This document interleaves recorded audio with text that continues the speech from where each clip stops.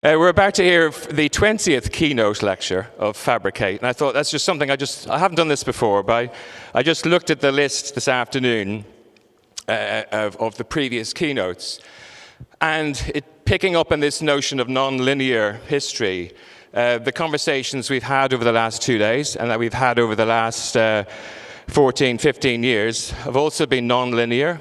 There is a chronology that goes into the diary, but ideas are sometimes picked up in one event, they dip for the next event, they surface again, they dip, they surface, and that's what's happened again here.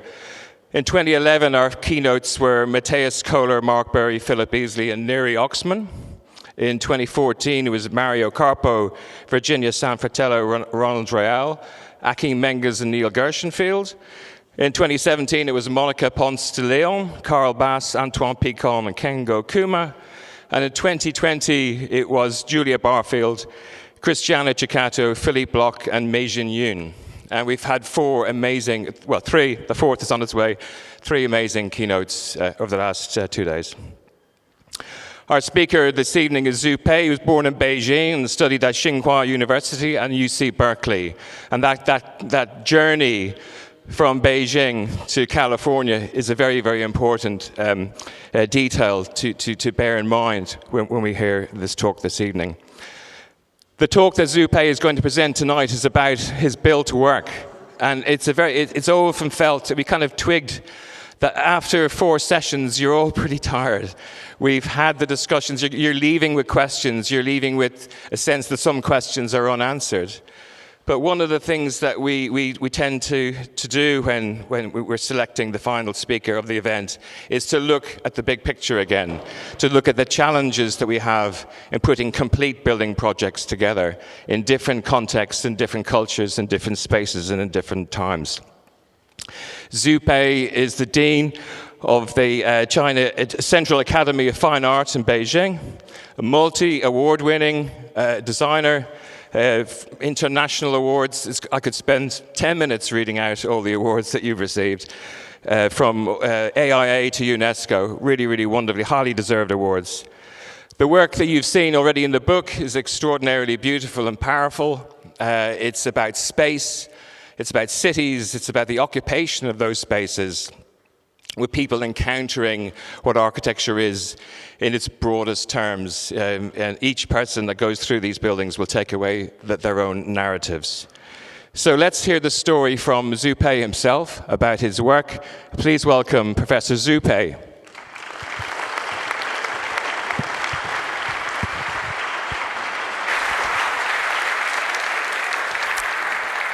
Good evening, everyone. Thanks, Bob, such kind of introduction.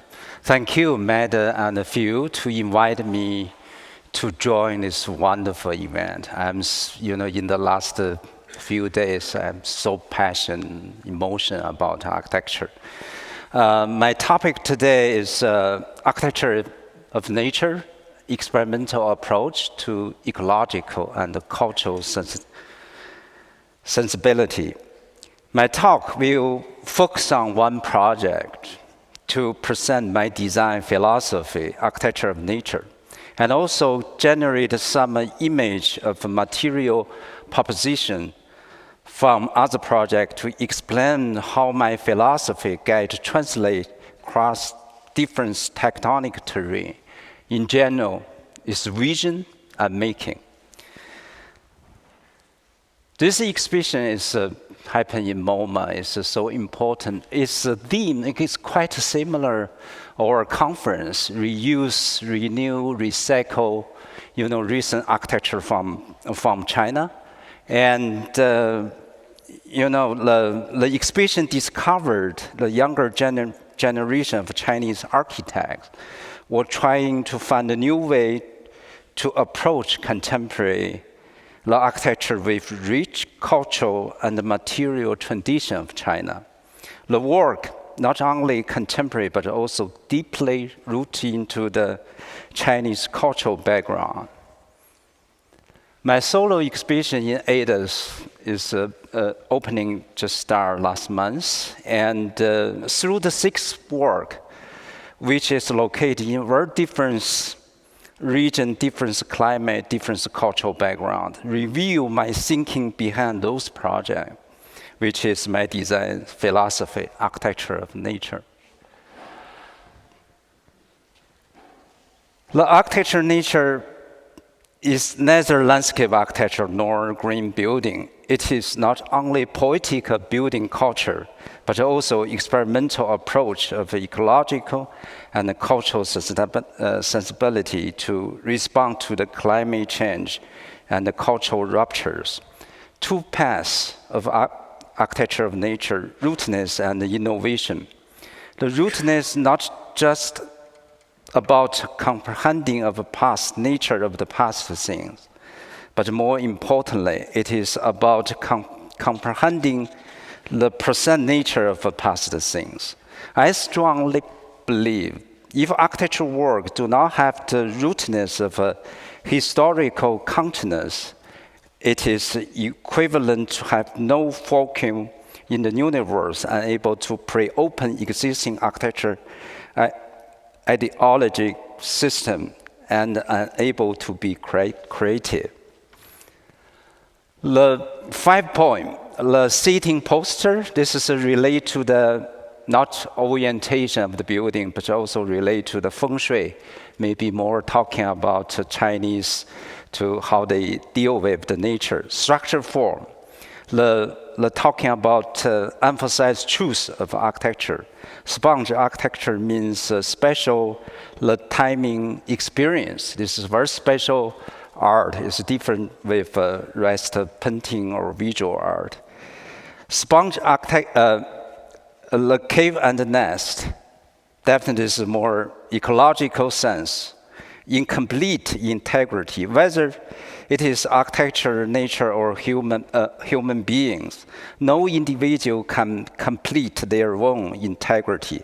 It is precisely this incompleteness that constitutes a deeper level of integrity of a large system and broad context. The above 5 points is not only from the perspective from engineering or technology, but from cultural point of view to review the experimental approach, which is ecological and sustainable, cultural sustainability.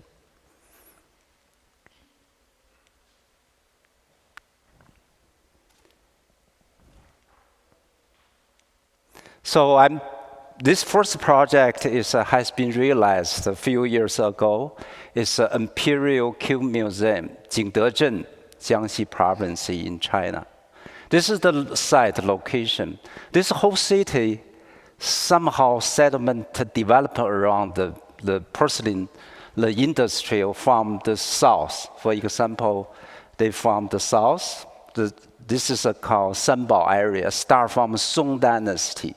And then they developed later on along this river to Luomaqiao, is Yuan Dynasty. Probably if you went to the museum, you saw a lot of, blue-white.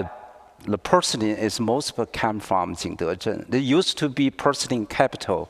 During the Ming-Qing Dynasty, they export a huge amount of porcelain to this region, Mediterranean, Europe.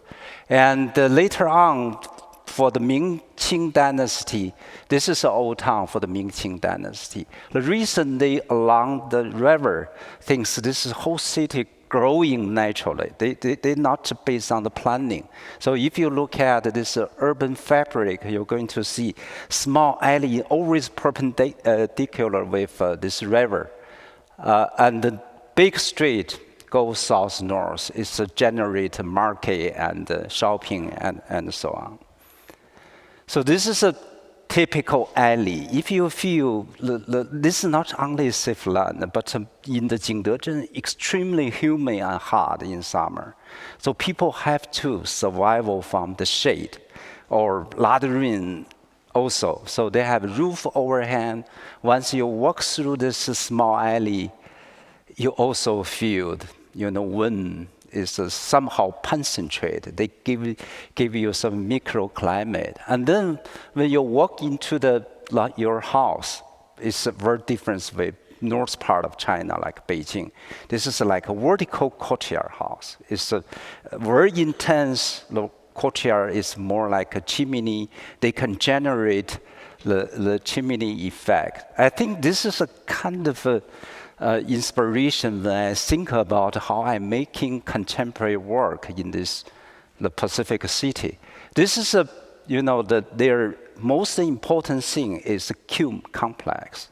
Things their whole life is come to here just making kiln, build, to build a kiln, making the porcelain. And then this is a brick kiln. You can see adjacent is the workshop. They also have a canopy to protect for this kiln. And then they build a residential nearby. So this is like a typical important seal of the city. It's not only they working here, but also most of the time they social here, dating and during the winter, the snowing here also very cold. That's very special, tropical place. And then the school, like elementary school, they're going to move to here. They take advantage from the heat for this break. So you can think about this is how important for them. They became be part of their memories. And then how they making this kiln. It's a very special way. If you look at it, this is like a thick brick. It's heavy, durable brick. They build base. And then they use very small size, very light, very thin to build this double curvature shell, brick shell. When they build this shell without scaffolding, they just rely on the gravity, since the brick is so small, so light. So you can see in order to achieve the curvature, it's a double curvature, like an egg shape. They not like build typical, probably when you build the typical arch, you start from both sides to meet in the middle. But they start from the one end to another one. That's totally different the sense when they making this brick kiln. So this film, my talk, I'm really fascinated about how they make this. If the craftsmen just use their finger, and then they cutting millions, cross section. It's very thin layer.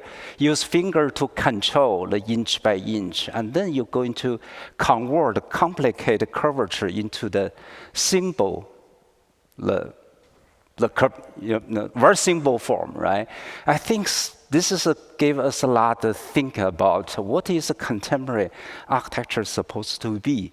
We have to use very simple simplicity to achieve the complexity. We cannot turn things around. So I have to really know why we're doing this. So this is, you can see also, everything rely on their knowledge. This break is going to be balanced, the curvature, since the very thin, shell is so weak. Things they build not for the people living, they build for the porcelain making. Another tradition is so important for the local city, since that brick shell, the very thin shell, is going to be demolished very frequently. Things they need the demo requirement, and then those brick you can see piece by piece, also glazed things they recycle many times. They demolish from the kiln, they build a house, and then they build a new house. So you really, when you look carefully, their whole city just builds up based on the recycled brick. That's one of the tradition. And then, so I'm thinking about, how we doing this museum. First thing I talking about rootedness, right? Is what is their culture? I'm thinking about the kiln, porcelain, and human. They generate very special consanguinity, the blood relationship, right? So people in and out, the porcelain never too big, kiln never too big. So they must have very special the relationship. I want to transform translate this past experience to the contemporary work. That's the first thing I really want to catch up. Since this museum is the museum, is for the porcelain, build Pacific, the whole museum just contain the porcelain only excavated from the adjacent imperial kiln archaeology site. This is my early sketch. You can see I really hard to escape from the prototype their kiln. I think another the route I really want to catch up. This is maybe I always think about the climate, energy, everything, how we build architecture smartly. It's technology, digital is one way. Probably we have another way. It's much, much more smartly. So this museum, I inspired by the small alley and the vertical courtyard chimney effect. So if you think about this, look at this sketch early on, I try to make each kiln be transformed into the wind tunnel. And then each courtyard become to the vertical chimney effect. And then the vertical and horizontal, they can form the quite strong, the insulation for the ventilation. So this is a kind of a passive way. It's not try to building the, main insulation material, try to isolate with surrounding. In turn to the another way, try to communicate, try to dialogue with the sun, wind, and everything.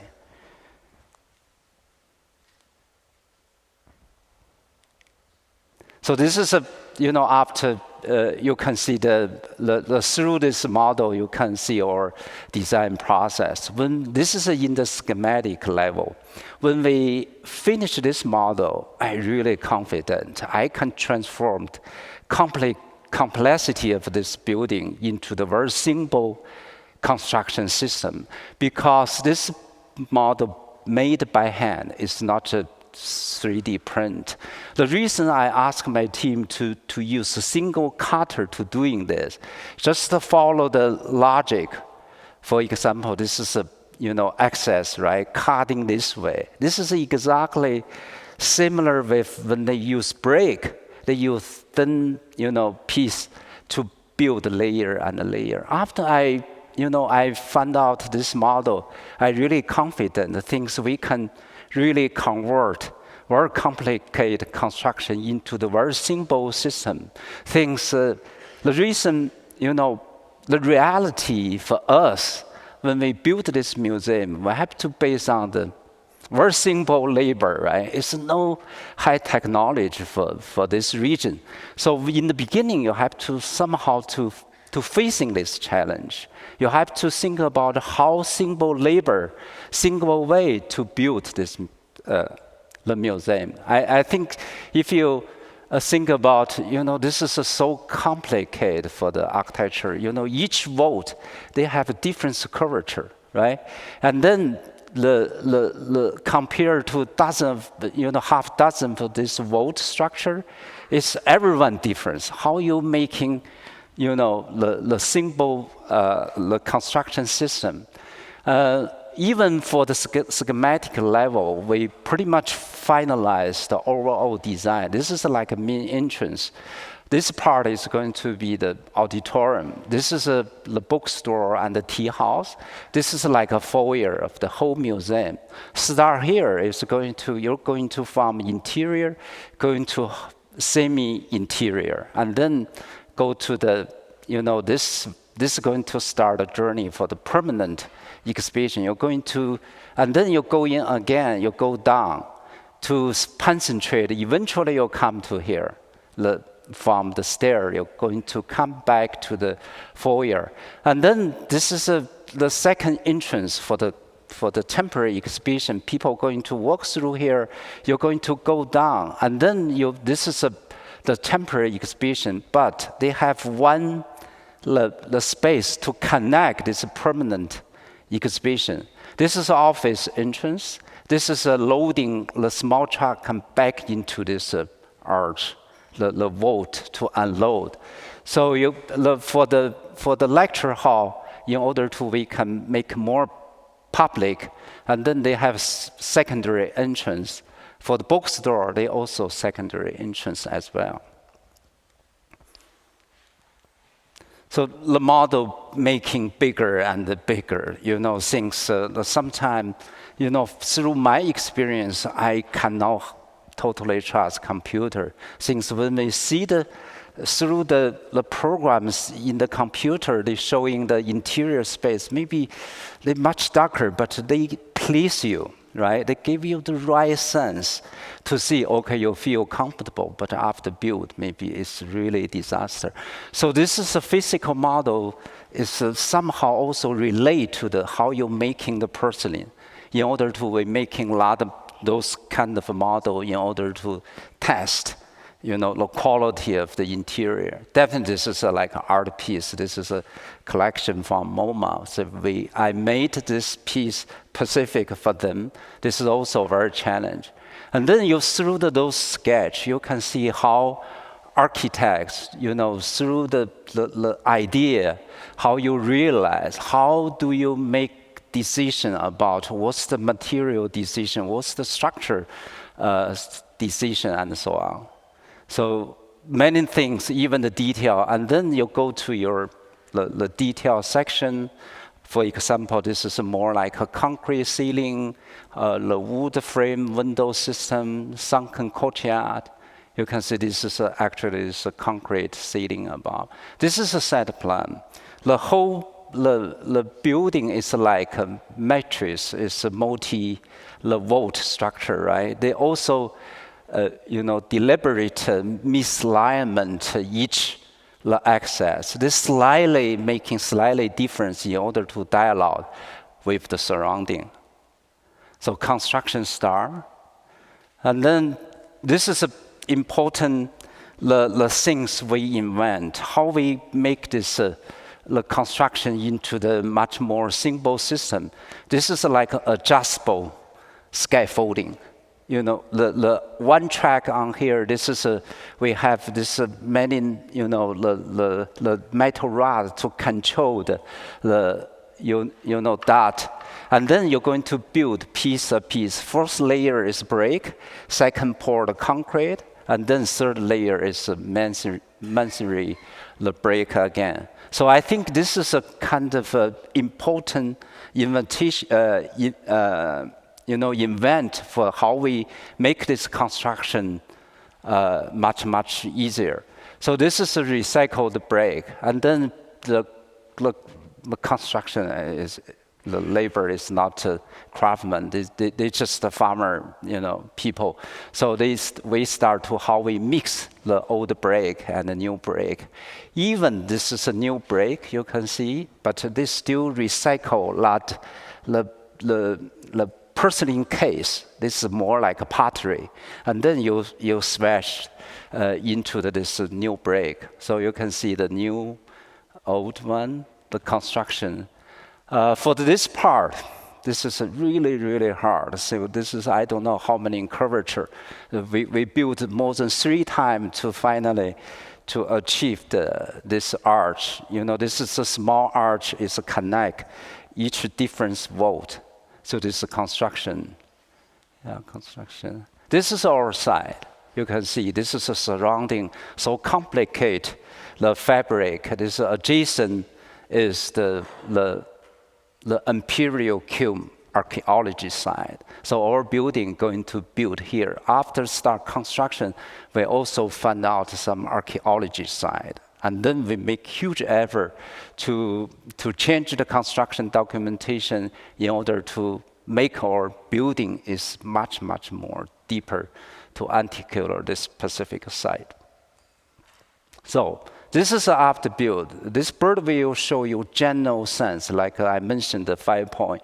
For example, the seating poster, in order to catch up the south sun, and then, the whole the matrix is a long axis north-south, but facing west and east, always solid wall in order to against the west sun. And also you feel the whole form is so much incompleteness, right? It's more like a dialogue and integrate with this zigzag situation. This is called incomplete integrity. I inspired by a lot of Chinese, painting, think about how we use incomplete idea to achieve.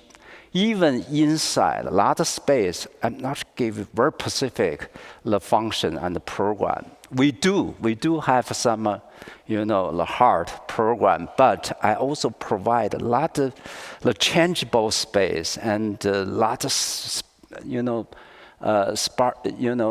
inside have, that can make your architecture timeless, right? The different people, can use different the way. So this is a after build. And then this whole building, in order to reduce the geometry above ground, somehow sunken into the earth, only above one level, maximum 8 meters tall, almost equal surrounding historical residential. The whole building just like lying, prone into the deception side.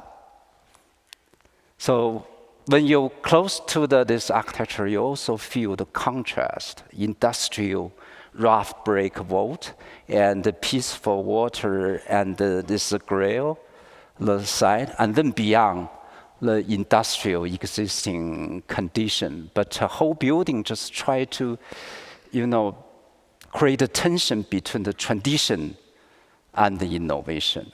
I think this is I found out is so exciting about architecture, how you can really to make all the things into the contemporary. This water is quite interesting, peaceful water. They not only to give you a sense of the local water is like, the old village is the front have water, this certain symbolic of Chinese, but also they quite subtle to organize how people approach this museum. So this is, you can see the break. This is auditorium. This is a tea house. And then this stone also like a piece of art. It's like a group of fish swimming underneath the water to create this tension, the whole city, the architecture, and, if you look at this is a sense of Jingdezhen tropical, environment. In Jingdezhen, you always see the bamboo, heard the water sound, but you never saw the creek. Things are always hiding. And then bamboo water, the break is like composed, quite a poetic, the architecture, atmosphere. This image I want to show is for, talking about tectonic, the idea, since the whole structure made sandwich, things the no place allow use purely brick vault structure, on this, on this moment. Even Europe probably not. Since this is built for people. This is have a huge earthquake area, so we have to find some way. I think this is a really tough decision making. In the beginning, I tried to use purely brick, but the code not allow. So we just use sandwich. First layer is brick, maybe similar with Roman construction tradition, right? The stone layer, concrete, and then the final layer. So this is, you can see the beam, in other things we have horizontal cut to totally against gravity of the vault structure, but we have large beam to support, the break. So this is outside of a tea house, similar idea, can deliver concrete beam. And this is a foyer. When people walk in, you can see the whole volume. South-north is opening. Like what I said, is try to catch up the sun, catch up the wind can be concentrated. This is one art to leading people to the bookstore and the tea. And then this is you're going to see This is biggest art, always have things that this is a semi-outdoor space to indicate you're going to flow this way to start your exhibition. This is a control point for the permanent exhibition. And then this is a tea house art, right? From the interior to the semi-interior. This is the museum, can be cheap, but art museum, you never, right? The humanity controlled. But this is built for the porcelain, so we create outdoor, indoor, semi-outdoor, and then indoor again. So whole experience is changing. Lighting is changing. The people, the scale of the vault is changing. Everything is changing, but they based on the similar system, right? It's vault structure completely from the top to the bottom. And then this is, right, you can see the difference, the vault to meet together. Material is so, I want to, control so much simple brick, concrete, and then see beyond, you can see below, even you go to the archaeology side, you can see downstairs have an exhibition, you see through this art. So like people, more like, wandering inside. You have the mystery, you explore, you have motivation, you will find the place you prefer to stay. This is like an important moment for the whole experience. This is, I mentioned, after construction, we found out this Ming Dynasty, the archaeology side. And then we just cut out this, we regenerate, remove, redoing everything in order to fit this piece. And then this is a lot of people standing here, sitting this amphitheater. Both sides, they focus on the theme of this museum. And you can see the sponge, right, is more porosity character. So you can imagine, people climbing, people climbing, up and down, and then you back to the interior again. Through this, the subtle concrete stair, you go to the downstairs. And then you're always facing the light. Doesn't matter, it's basement or ground level. And then the courtyard can also bring people to see how people work here, how they restore the porcelain. This is also be part of the circulation. How we can make this contents and this vault, the brick cube, right? And the people. I think this is so important. How you can, you need to create a sensibility about among these three, people, porcelain, and, this structure. So this is how we resolved to exhibit this glass case. Since porcelain, you cannot against the wall, you only see the 180 degree, but porcelain need 306 degree. Most of the time, people need to see the bottom. So you have to turn around. I think this is quite interesting. This is like a fish belly. This is a fish bone. Once again, consanguinity. The contents, structure for material, people, contents, program, everything, they have to really have the logic, I feel. If you have to ask yourself, porcelain, where is come from? So this is a courtyard. And then you're going to end of your journey, right, permanent. You're going to see the half stair. The stair always hiding behind. Only show half. You can go courtyard. This is one courtyard. And then you can take the stair to go up, and then you never know, what's the behind. So people going to wandering to go up.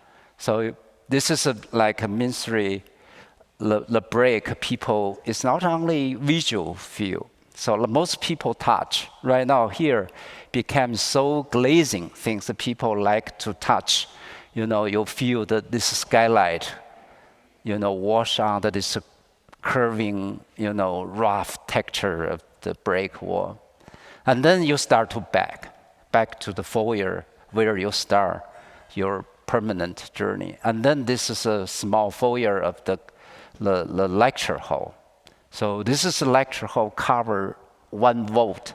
We have few cot. One is here, one is there. This is exactly same the water level, which is outdoor space. If, for example, like today, if I'm talking about the lecture too boring, at least the people can see outside, to give some possibility to judge your work. So the Isozaki really liked this. When he was here, he considered this as like academic chapel inside. This skylight also combined with artificial light together. Most of it is natural light, but inside also installed artificial light. But their brick kiln, they have many in those holes. They call the observation window to see the color of the fire, in order to know how much temperature. So this is when they use. And then you back to the foyer again. You're going to see the bookstore from this space, and then second, and then another one.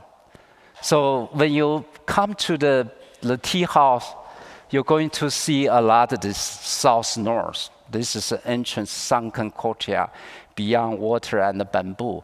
But here, you have to force your seating because this is against the west. When you're sitting here, you're going to see through this water things. The archaeology side always talking about underneath the earth. So this is horizontal cuts going to really like people to think about the focus, enjoying the, different weather, raining time. But people are going to ask, this guy was blocked, but he used the two pad. He supposed can see through. Yeah. So I think this, in general, this is gave your how we develop our work. I think it's a decision making always carry on whole design process, not only conceptual part, but also construction. The second, the project is a totally different climate. This is it's another ruin museum and observation building, but located in the Gansu province, far northwest of China. This is a Louis Plateau. This is a local condition. It's like a yellow soil. This is like an arbitrage of a yellow river. The adjacent half a river is to be part of the yellow river. But the archaeology side was discovered by the Swedish archaeology John Anderson in 1924. This is the reason they asked me to design the museum. We try to complete in this year to 100th anniversary. Yeah. So this is a local geometry. This is a clay, the soft. The Jingdezhen is rock, water, bamboo. But here almost nothing, except this plateau. So this is our side. You can see this is quite interesting. Millions, lot of small canyon, water going to flow to another bigger Taohe River. So this is an old hill, more like a surface, like canyon, Great Canyon, right? This is small canyon. But this is the archaeology side. John Anderson, you standing here, when they look at it in general geometry. So this is the reason I feel we need to learn. Architects need to learn from archaeology to sensibility, since they exactly know where's the settlement will stay. Since this is why this is the settlement start here. I think this is facing south, back against the mountain. Also, they facing the river, right? So they need a river. And then this is a white land. And then people not choose too low, not too high. But in the second terrace, everything makes sense, right? The people have the sensibility, how they survive. So this is like the 3500 BC, the New Stone Age, lot of pottery, was discovered. They consider this is a Majayao culture. So we are going to build one ruin museum adjacent this ruin, and then one observatory is here to looking, the canyon landscape farming beyond Tao River. So this is a two side. This is an observatory is here, and then this is a ruin. Archaeology site. This is our museum site. So this model is our beginning. Once again, we back to the use hand to make model, and you can see this is our museum. This is the three triangle. This is a cross section. You can get a sense. The observatory, I just try to take advantage from the Louis Plateau, the easy to carve out. Local have a lot of cave housing, things that is like clay. So they not try to build many things. They local is. So this is a design idea, just one horizontal car, the few pavilion above more represent the prehistorical early settlement. And then this is the model, once again. We try to build make sense. This is really the horizon line, whole area like this. And then we have a horizontal cut, only a few pieces of pavilion. The reason I show this project, I talking about the things or theme, right? How we making things. This is a very special construction methods. In order to protect this very weak, like a yellow soil landscape, the whole building layout just like linear. And then we start construction here. We just dig a hole and then concentrate from three-way. We have one tunnel go this way, one field go this way. And then ramp stair just go down. So basically, this construction way can make this really minimum impact on the sensible, the site. So you can see this is our plan, right? This plan is to try to just basically we start construction here, and then we're going to carve out the 1, 2, 3, 4. So pretty much this is more like an information, for the overall the archaeology side. So you can feel the scale of the model. This is our studio.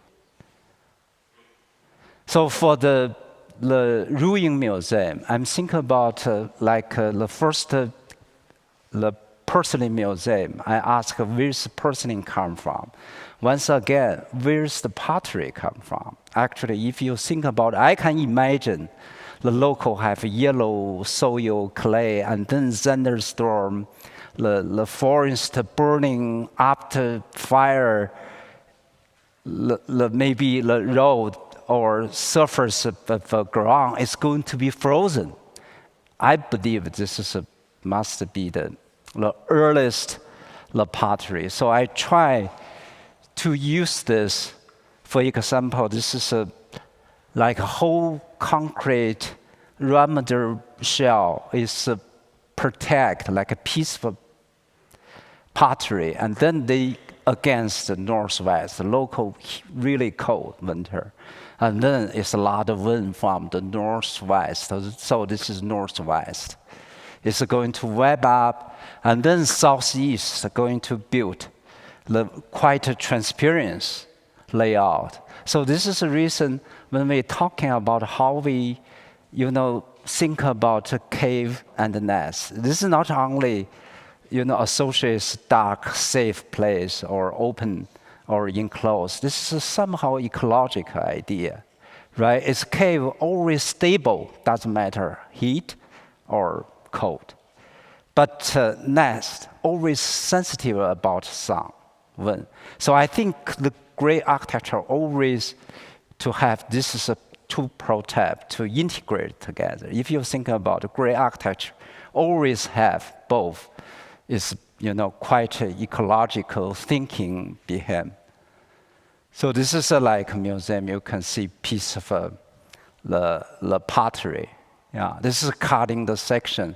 The whole museum design is also want to relate the prehistorical settlement, how people working. They making pottery, right? They need to go down to the canyon to pick up the water, climbing up the hill. They must be go zigzag shape. So this is, you can see, the whole museum design just like this, concentrate, and then just one ramp, not a stair, just the whole ramp carry out through the whole museum, and then into the adjacent, the archaeology side. You can see people going to walk through here. You can see this ramp, and then this is a double shell between, also have the stair here. And then eventually you can through this cave into the archaeology side. So this is a section talking about how, people zigzag to go through ramp and then eventually go to the archaeology side. For example, this is.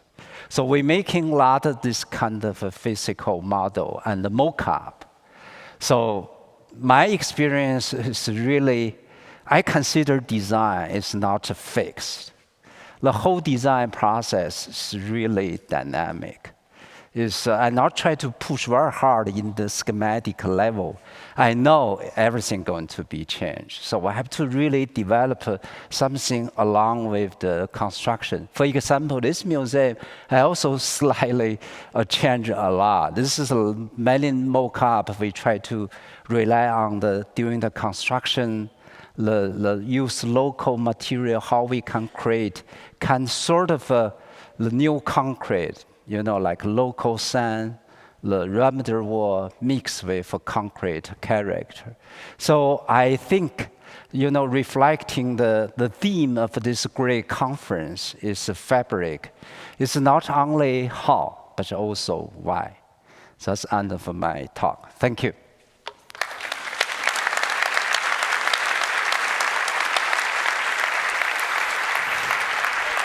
Thank you. That was wonderful. Thank you. We have 2 minutes left. Are you happy to take some questions?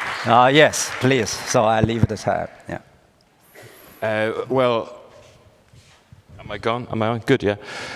I could sense from the warmth of that applause that everyone feels, as I'm feeling right now, a sense of great gratitude for presentation of really beautiful work in such a generous and open and humble way. I think it's a wonderful note to end this conference on, to talk about an entire project that's complete and another one that's underway. Yeah. With such modesty, in a way, is what I'm trying to find the right words. A sense of restraint. We've talked about the word constraint, but there's a sense of restraint in your work, that the processes that you have shown us, that we are familiar with, making models, making drawings, making sketches. There is no limit to how much you can manipulate those and carry on and add more, pour more ingredients into the cake. But the one thing that I read from your work is a very conscious sense of when to hold back. Yeah. And I feel that's a wonderful note to end the 2 days on, is that we live in a period of abundance of ability and potential, but a crisis that's so big we can't get our heads around it. So we're kind of caught in this quite schizophrenic world. But you're reminding us of this notion of restraint and the role of the designer and the role of the builder to harness things in such a way as the experience, the resolution, the completeness of the project talks to a very, very wide audience. And I think that's not quite a question, but it's a comment that I wish to offer you in gratitude for such a wonderful talk. I want to open up the room for a couple of questions, but it's late. We've had a very busy week, and maybe just 2 or 3 questions if you want to think about those. Well, I'll ask another one, which is, over the course of, say, the last 20 years, the the imagery that comes out of China about new architecture is actually not this image. It's a very different image. It's an image of so-called sort of experimentation and freedom and abundance. And this work seems to me to be talking to that in a way, that they're restrained to saying, well, let's pull back. How important is it for you as a designer and a maker to have deep-rooted a connection to the place where the building is being built? You know, there's this, it's a kind of a globalization point. Right. Yeah? I think definitely if we think about most of the challenge in this world today, it's definitely climate change, right? Definitely also cultural ruptures. But the climate change, we have to somehow to build our architecture smartly. How, for example, the China or very different with here. And even China from the tropical area to the very cold, you know, the region. So they have a totally different construction sense. If we use one code, one standard to apply to everywhere, that's going to be, you know, waste energy. Even you invent such great insulation material, double layer glass, whatever, but if you lost the sense about Pacific region, they have Pacific climate. If this is a common sense we lost, we're going to really make a big mistake. But this is today. You know, you can see the one glass tower, maybe from New York to Beijing to even, you know, Hong Kong. Just, you know, full facade is the same material. But it doesn't matter, you know, this is also I'm talking about in the beginning here, the architecture nature is talking about how we understood the architecture can be smartly, can be through the simple construction way to achieve really, you know, efficient in terms of the energy issue. But also a very good example, maybe I share with everybody. In China also, they want to save energy, right? They come out energy code. But this code apply for everywhere.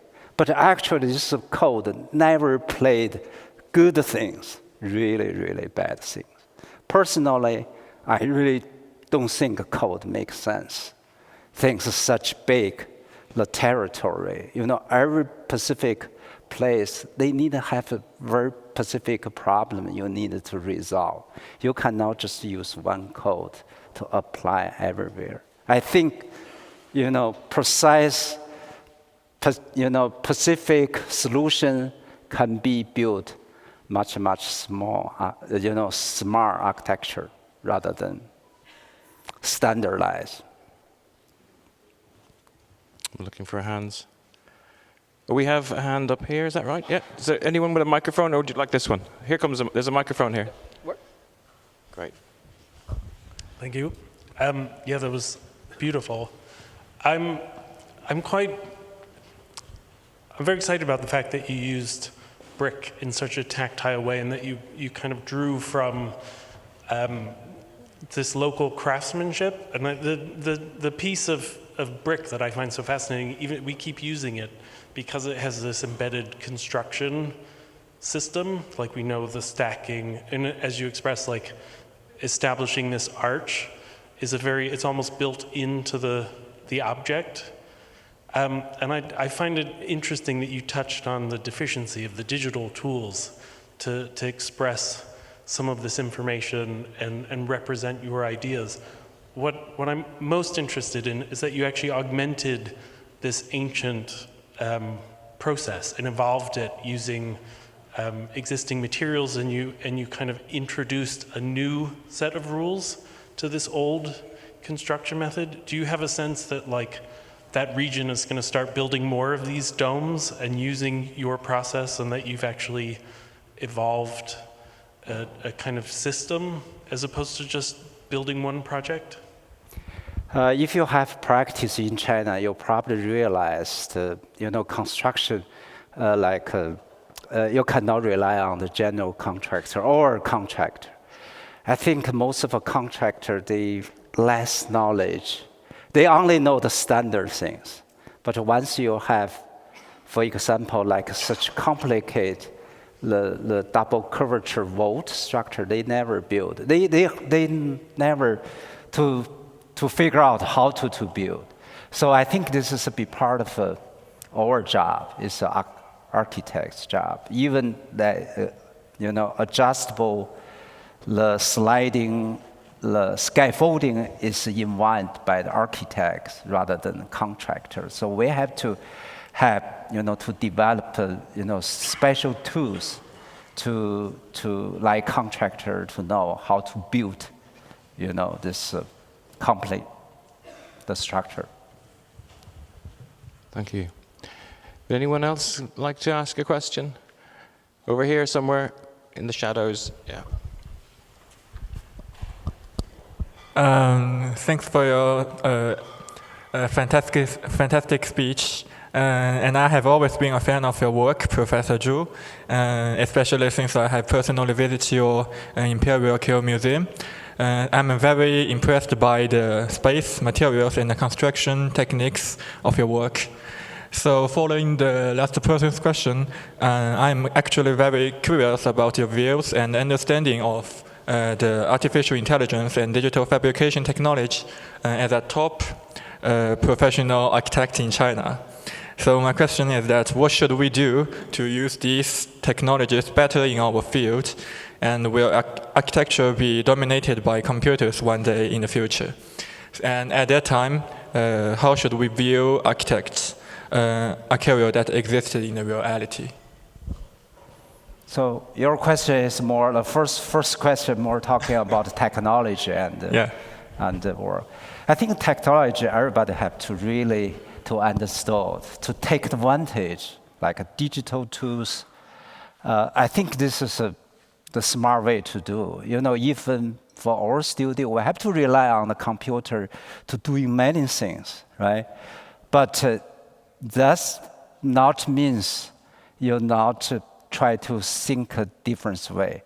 But I think digital is great things. But sometimes you have to realize you can now to be swallowed by the digital. You have to somehow to drive in the digital truth rather than follow the digital way. I think this is a reason the end of my topic I talking about fabrication not only means how, but also means why. I think the how you use tools, what you want to really achieve, that's you cannot swallow by the technology. Your second question more like a cultural vision. I feel the architecture is art. That's maybe it's not everybody believes so, but I do believe architecture art or the future. I feel if consider the profession or experienced profession, it must be replaced by the AI technology in the future, that's for sure. But what is going to be left for the architecture? I think creativity. This is the key. The architecture is art. You have to really invent something. You have to really create something. And also I do inspired by the philosopher talking about. He talking about, think about general, think about history. History is not, actually history is start point of today. This is not a past era. Contemporary things hiding in the tradition. I feel one way we look forward in the future. Another way we need to think about how we can use the passive way to achieve, maybe positive way, like technology, invention, and so on. I think that's a lovely note to end on. On behalf of everybody here, thank you very, very much. We're very honored to have Thank such you, a wonderful everybody. talk. Yeah.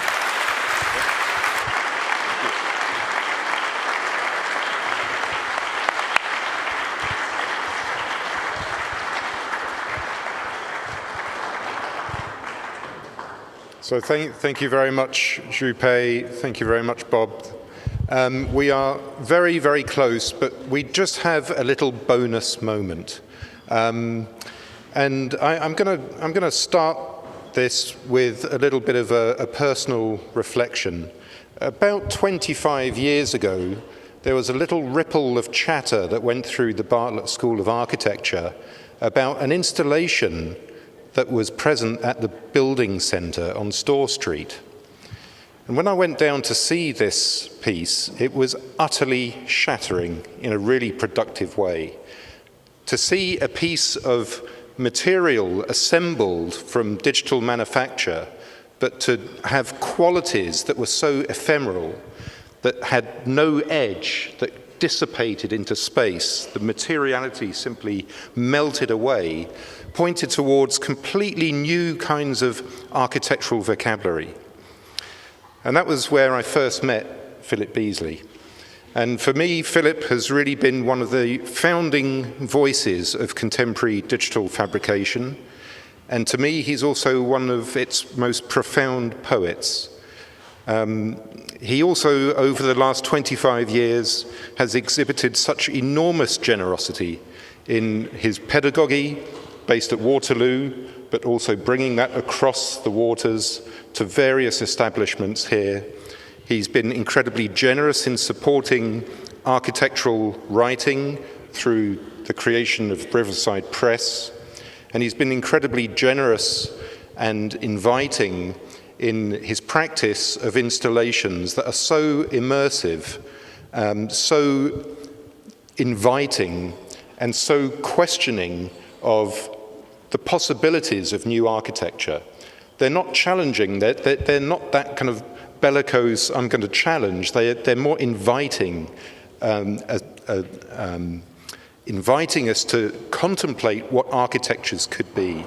So I think it's really fitting that we have this opportunity for Philip to come up here and offer a short reflection on the 2 days of Fabricate and maybe point towards some vectors of where we might be going for the future. Philip Beazley, please.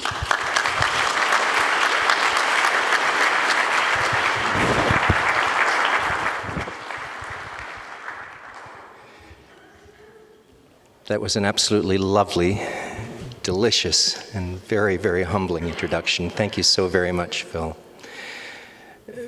Colleagues, I'm going to speak just for a very few minutes, and I'll try to say 6 things, 3 of which call to mind on what we've seen and what we now know and what we've been given, and 3 more which lie in uncertainty and questions and perhaps in gaps that aren't here.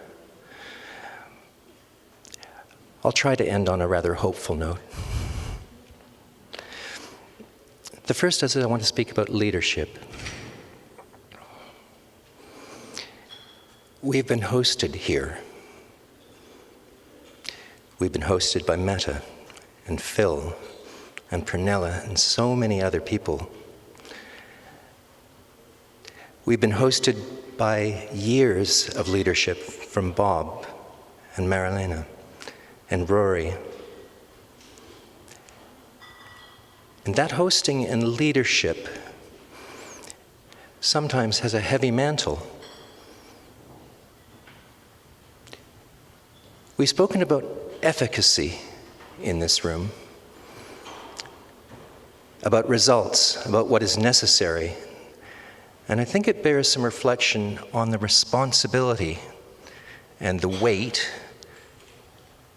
and the effective function of leadership, of being strong, of what kind of selfless dynamic that offers, how essential it is in the churn of contemporary politics and nationhood and communities to give agency for leadership so that we can orchestrate our actions and so that we can take responsibility and effect transformations and work not as churning individuals, but in symphony, in a garden,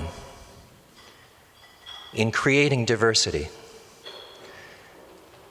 My first reflection then is to think about our hosts and leaders and to express profound gratitude to you.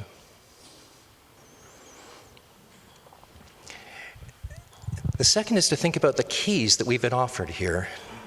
A really remarkable number of offerings in the keynotes and in Frank Moen's Open Door, the European Innovation Council, very remarkably naming architecture as a funding strategy.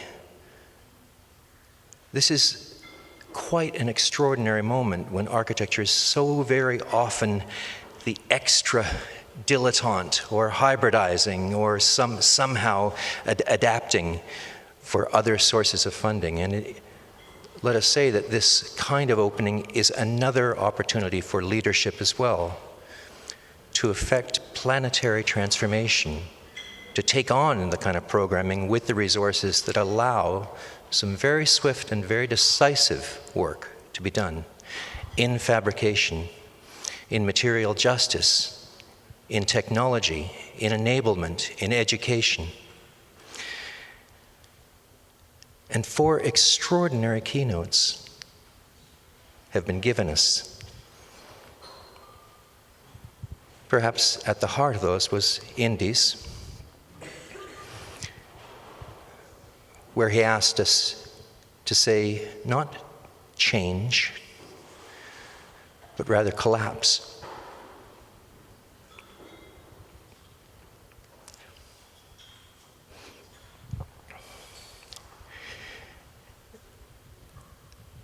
He also asked us to be honest. And in honesty, I think that we can acknowledge collective grief.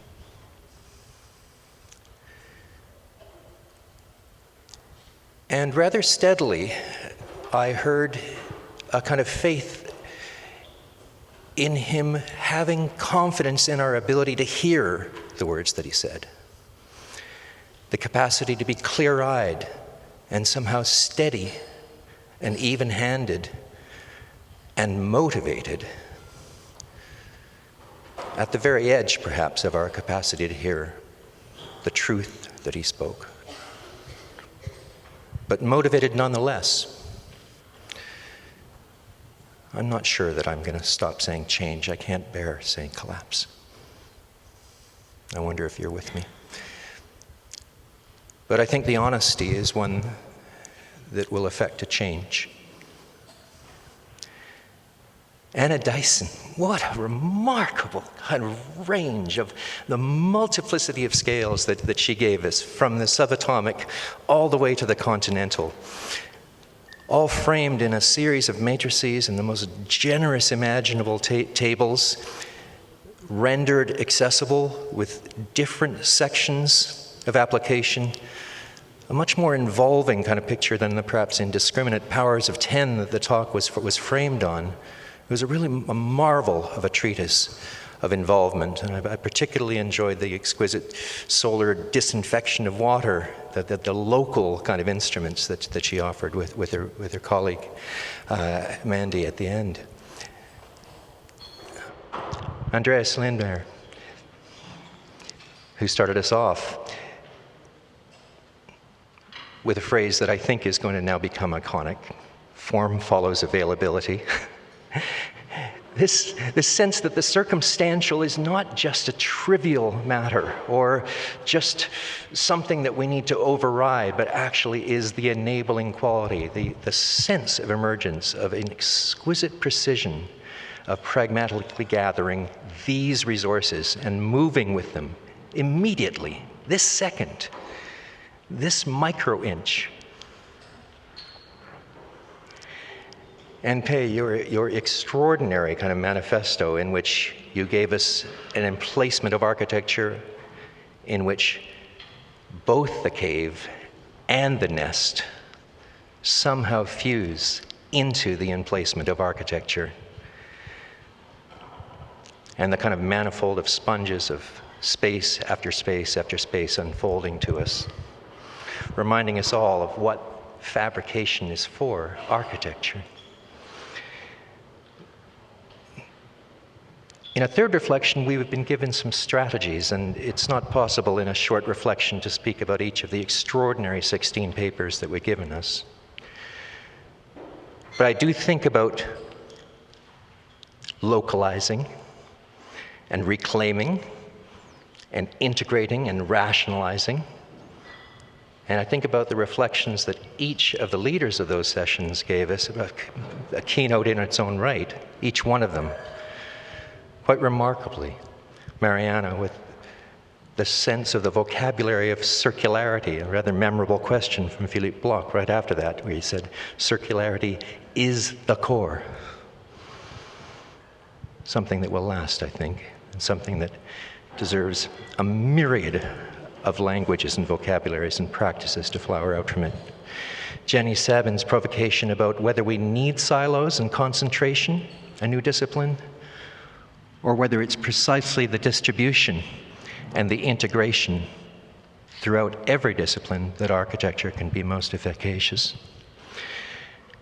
And Leslie's lovely work in the local and the specific, and Catherine's with this quite mature sense of very precise designs and what some people were calling complex, I think others might call organic, perhaps the flowering of a new organicism. Perhaps we could say that there's somehow the advent of languages of organicism equivalent to the Jugendstil, certainly of the realm of Antonio Gaudi, amidst us now. Languages to savor.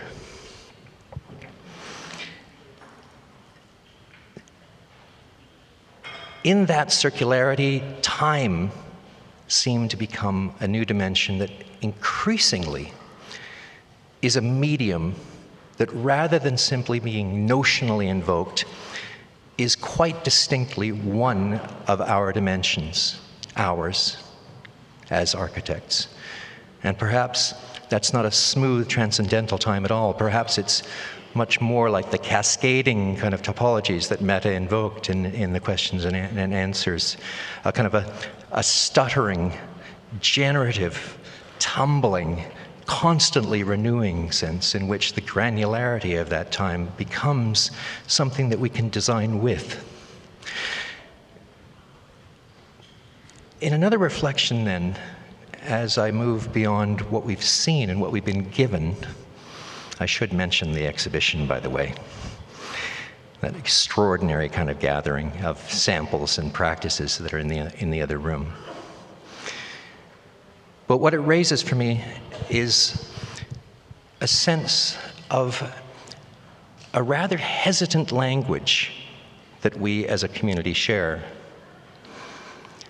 As our practices move increasingly from the firm world and the clear, bounded ethics of disegno, a linear practice which is still with us in Western practice, into the dimensions of open, living, self-renewing, generative qualities.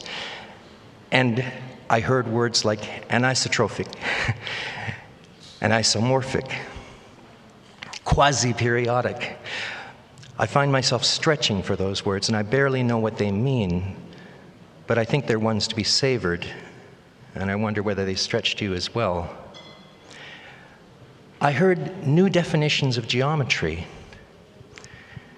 Rather than the clear, bounded figural, I heard words constantly recurring, like manifold,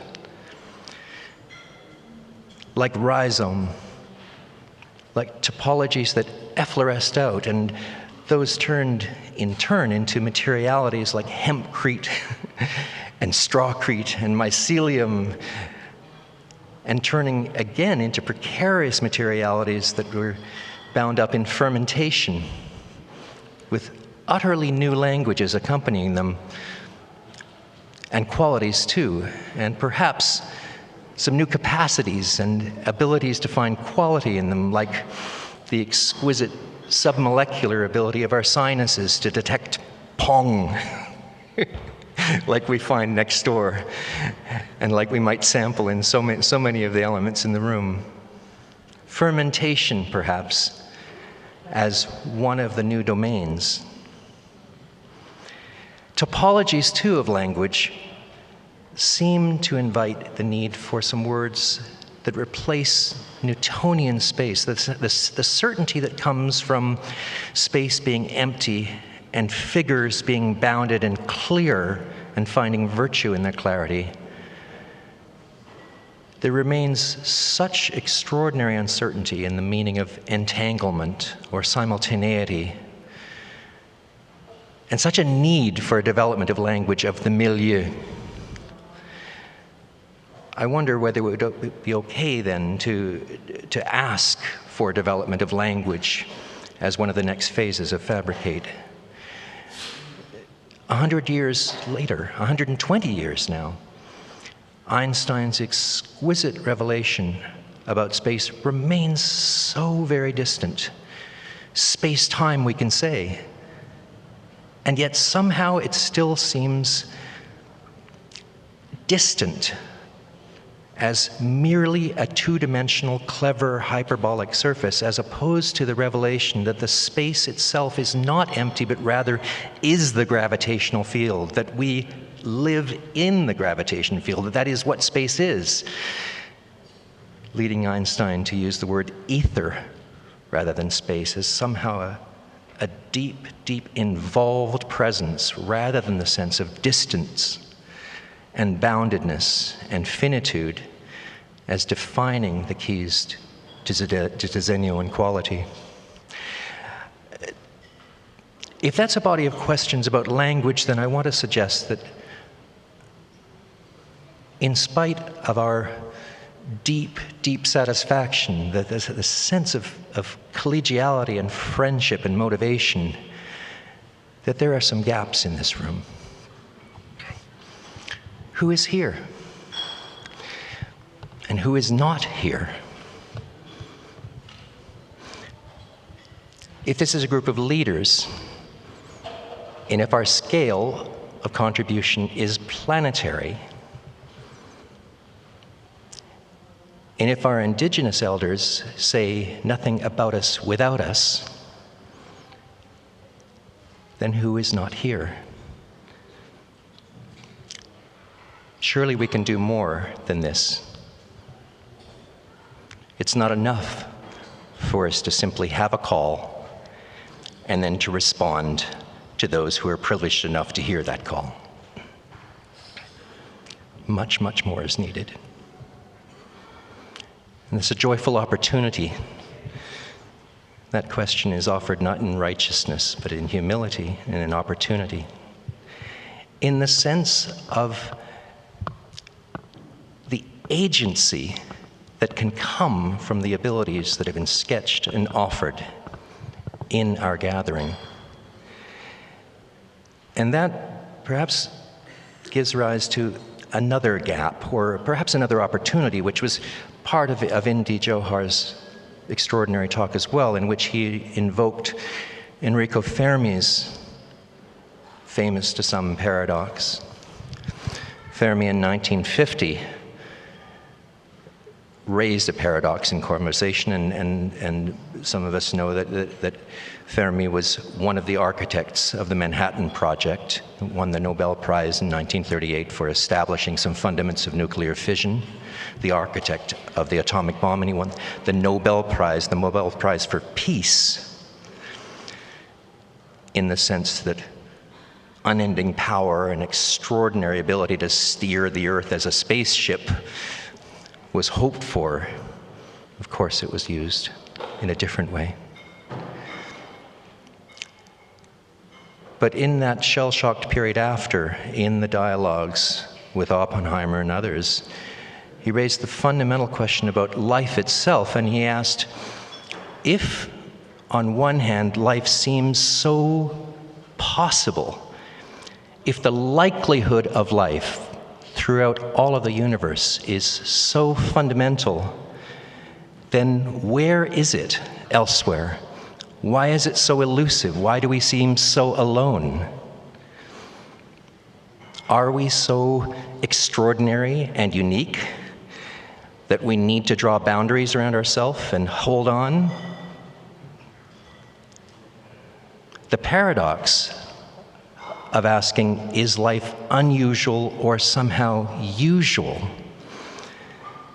gives rise to an incredible ambivalence of strategies, because I think that the craft in the room around fabrication is still deeply, deeply ambivalent about whether to batten the hatches and make boundaries in shells, radical durability, or to pursue radical openness and utter diversity in the confidence of a flourishing garden. This kind of ambivalence is one that we could savor, but I would suggest that that paradox is increasingly one that with the enablement of new tools and frameworks that we can start to participate in, using the language of life, using terms like homeostasis. And current theory about resolving Fermi's paradox, incidentally, says just exactly that. It says that certain forms of life in extraterrestrial forms indeed are catastrophic and cease and collapse, but others, rather than staying crystalline and projective, making them detectable, seeking to connect, instead pursue homeostasis, in the sense of wholeness, in which the dissipation of their forms makes them curiously undetectable, not mysterious, not invisible, but following a very different paradigm than colonialism or projection or definition by assertion or domain or territory. Let me conclude with just one more reflection, which is about contribution. In the extraordinary enablement of this delicious set of recipes and offerings, I hope that we can offer change. And this gives rise to a rather curious combination of certainty and uncertainty. The increasing maturity of some of our practices tells us that we can act scientifically and we can create knowledge. And yet there still is the quality of the alchemist in the room, of the revelation of transformation, and of a radical kind of precarity.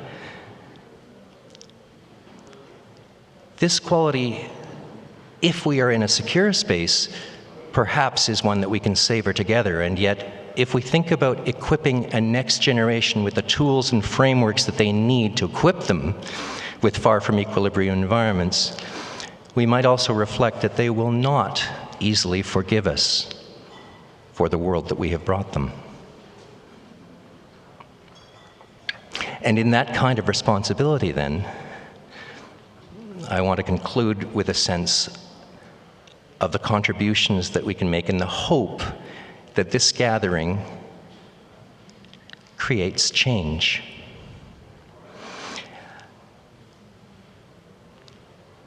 I can't claim optimism. It would not be honest. What we can commit to, I think, is sheer involvement, the very meaning of fabrication, of the human who makes, the emplacement of architecture, the deep physical orchestration and design and making of the built environment is surely just that. And I hope that that's a contribution.